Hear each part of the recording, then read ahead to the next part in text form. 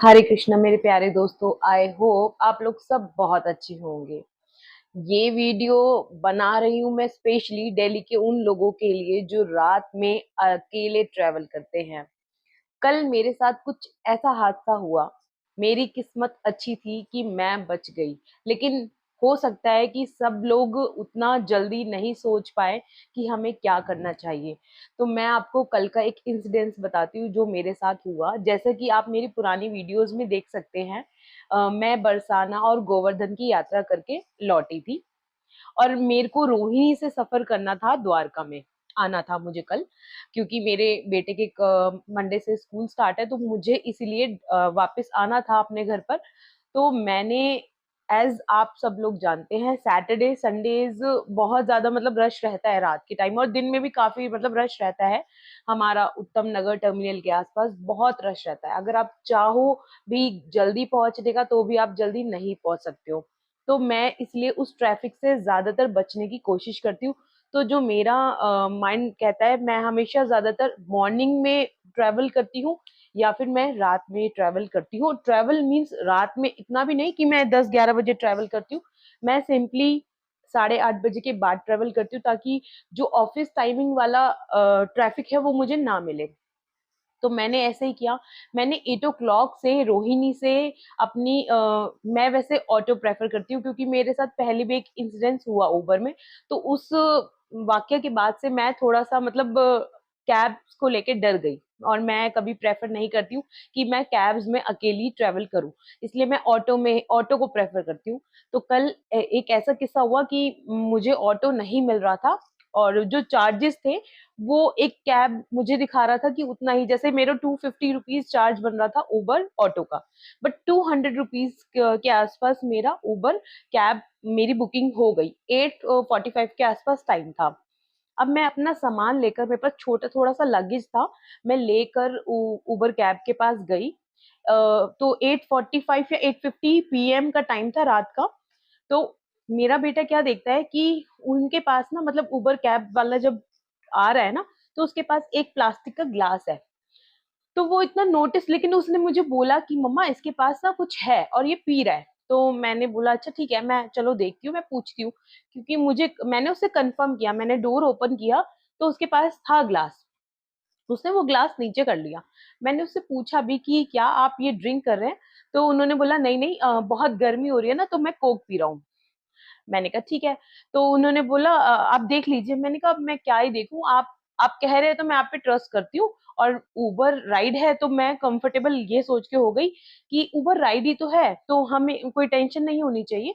तो ऐसा ही हुआ। फिर उसके बाद वो मतलब चलने लगा। जब वो मधुबन चौक के पास पहुंचने लगा ना, मतलब 5 मिनट के अंदर अंदर जो नशा होता है ना वो उसका बोलने लगा। एक तो वो एक ही बात को ना बार बार रिपीट करने लगा। अब मुझे ऐसा लगने लगा कि मैंने ना बहुत बड़ी गलती कर दी है इसकी कार में बैठकर। अब मैं क्या करूं? और बाई चांस वाली बात है, छोटे बच्चे होते हैं, वो आपको पता है कि बातें नहीं मानते हैं बड़ों की, कई बार नहीं मानते हैं। ऐसा ही हुआ था। मेरे बेटे ने ना जिद के चलते हुए आगे वाली सीट को ले लिया, और ड्राइवर सीट की जो साथ सीट थी वो ले लिया। वैगनार गाड़ी थी, मैं पीछे बैठी हुई थी अकेली। तो उसके बाद मैंने उसको, बेटे को कुछ कहा नहीं, क्योंकि अब वो बैठ चुका था। अब वो बातें करने लगा उसके साथ, मेरे बेटे के साथ। तो मैंने उसको कुछ कहा नहीं, बस फिर उसके बाद उसके जो अजीब अजीब सी मतलब नशे वाली बातें होती है ना, वो करने लगा। उसकी वाइफ का कॉल आया चलते हुए, ड्राइविंग करते हुए, कि मतलब क्योंकि कई बार हमें ऑडिबल होता है, आवाज दूसरे की बहुत तेज होती है तो ऑडिबल होता है। तो उसकी वाइफ ऐसे ही पूछ रही थी कि तुम बहुत लेट हो गए हो और क्या? तो उसने बोला हाँ, दारू पी के आए हूँ।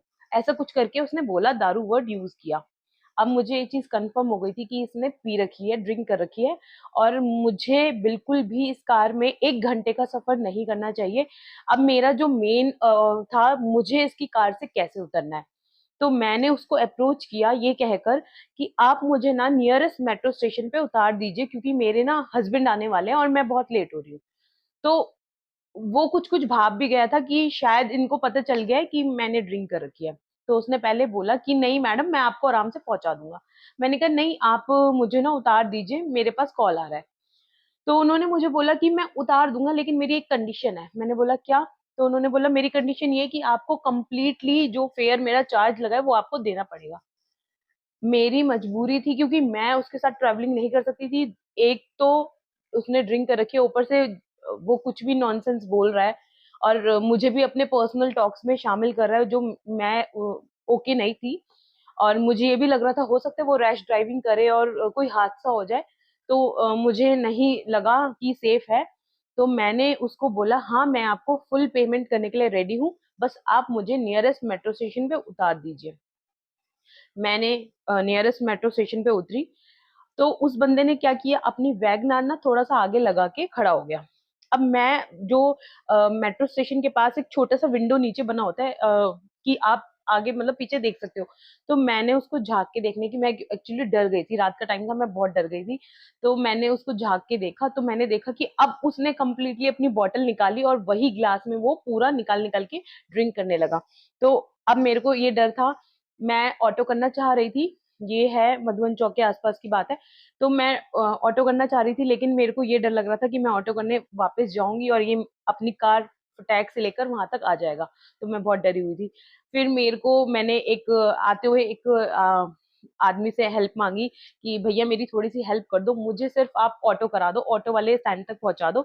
तो उसको मैंने थोड़ा सा अपना किस्सा बताया कि देखो वो ना मेरा वेट कर रहा है बाहर, और वो अपनी वैगनार लेकर खड़ा हुआ है और मेरे को उससे डर लग रहा है।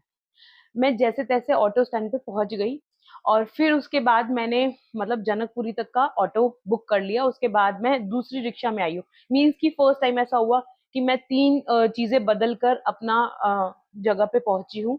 तो ये इंसिडेंट था। उसके बाद मैं जैसे ही उतरी हूँ जनकपुरी, तभी मैंने उबर में कंप्लेंट डाल दिया। हालांकि उन्होंने मेरी बात सुनी। अब अच्छा हो गया सिस्टम कि उन्होंने हेल्पलाइन दे रखी है। तो मैंने उनको पूरा किस्सा बताया कि ऐसा ऐसा हुआ मेरे साथ। मैं मैं निकल के आ गई, क्योंकि मैं अगर उस टाइम पे उससे आर्ग्यूमेंट करती तो हो सकता था वो मुझे छोड़ता भी नहीं और कुछ मिस हैपनिंग हो सकती थी। क्योंकि देखिए, एक गुड़गांव का मैंने केस सुना था, उसका मुझे एग्जैक्टली exactly पूरा याद नहीं है, लेकिन कुछ ऐसे ही केस था कि बच्चे को आगे वाली सीट से फेंक दिया गया था। तो मेरे माइंड में ना वो केस बार बार आ रहा था कि मैं अगर इसको कुछ भी बोलूंगी ना, तुमने पी है तुमने पी है, तो हो सकता है ये गुस्से में ना मतलब मेरे बेटे को कुछ हार्म ना कर दे और गिरा ना दे। और मैंने यही सोचा कि मैं इसको कुछ ना कहकर पहले सेफ्टी फर्स्ट है और मैं उतर जाती हूँ। तो मैंने यही किया। तो ये वीडियो स्पेशली मतलब मैं उन लोगों के लिए बना रही हूँ जो रात में ट्रेवल करते हैं, स्पेशली लेडीज। तो आप केयरफुल रहिए। मैं मतलब टाइम कुछ अच्छा था कि मैं बच गई या मेरे साथ कुछ मिस हैपनिंग नहीं हुई। तो बस ये है कि अगर आपको कभी भी ऐसा लगे कि दूसरा पर्सन ड्राइवर ड्रिंक किया हुआ है, पैसे की मत सोचो, बस आप उतर जाओ। पैसे बाद में रिकवर हो जाएंगे, कोई दिक्कत नहीं है, लेकिन सेफ्टी कम्स फर्स्ट। तो ये वीडियो स्पेशली उन लोगों के लिए है। जब मेरी उबर वाले पर्सन से बात हुई तो उन्होंने भी मुझे यही बात बोली कि मैडम बहुत अच्छा हुआ, क्योंकि अगर कोई इस तरह से ड्राइविंग कर रहा है, कोई बुजुर्ग लेडी है या जेंट्स है, कोई भी है, तो हो सकता है उनके साथ कोई एक्सीडेंट हो जाए। तो ये आपने बहुत अच्छा किया कि इस पर्सन की कंप्लेंट करके, क्योंकि हर किसी की किस्मत अच्छी नहीं होती है ना कि आप बच गए हो तो दूसरा पर्सन भी बच सके। तो अगर आपकी लाइफ में भी कोई ऐसा किस्सा होता है तो उसकी जरूर कंप्लेंट कीजिए, क्योंकि हो सकता है आपकी एक कंप्लेंट आगे वाले आने वाले एक्सीडेंट को बचा सके। तो आई होप आप लोग ये video as a information use करेंगे। और ऐसी ही मतलब अगर आपको ऐसा कोई पर्सन मिलता है कभी भी जिसकी कंप्लेंट करना मस्ट है, तो आप जरूर करेंगे। और ये बात भी मैं ना कहना चाहूंगी कि प्लीज ड्रिंक करके ड्राइव मत कीजिए। सिर्फ लाइफ आपकी नहीं है, बाकियों की भी है। आप अपनी ड्रिंक के चक्कर में अपनी लाइफ और दूसरों की लाइफ को खतरे में डाल सकते हैं। चलो मिलते हैं अगली वीडियो में। जय श्री राम।